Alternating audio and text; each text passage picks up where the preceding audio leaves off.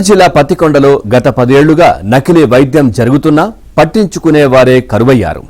4వ తరగతి చదివిన ఓ ఆర్ఎంపీ వైద్యంతో రోగి మృతి చెందడం కలకలం సృష్టించింది.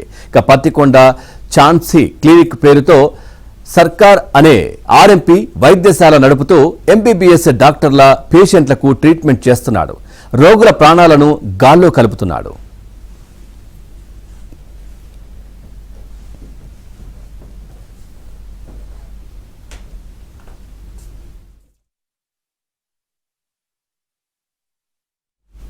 పత్తికొండకు చెందిన రంగస్వామి తనకు ఛాతిలో నొప్పి ఉందని ఛాన్సీ వైద్యశాలలకు వచ్చాడు.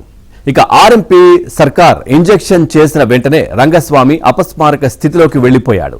ఇది గమనించిన ఆర్ఎంపీ కర్నూలు పెద్దాసుపత్రికి తీసుకువెళ్లాలని సూచించాడు. కానీ అప్పటికే రంగస్వామి మృతి చెందాడు. బాధితులు నిలదీయడంతో పోలీస్ స్టేషన్కు ఆర్ఎంపీ పరుగులు తీశాడు. బాధితులు ఆర్ఎంపీ సర్కారుపై చర్యలు తీసుకోవాలంటూ ఫిర్యాదు చేశారు.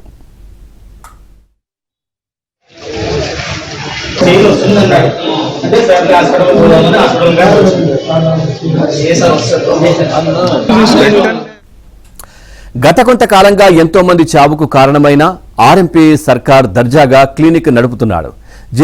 జిల్లా వైద్యాధికారులు దర్యాప్తు చేసిన ఆర్ఎంపీ సర్కార్ ఇచ్చే మామూళ్లు తీసుకుని అతన్ని వదిలేస్తున్నారని ప్రజలు ఆరోపిస్తున్నారు.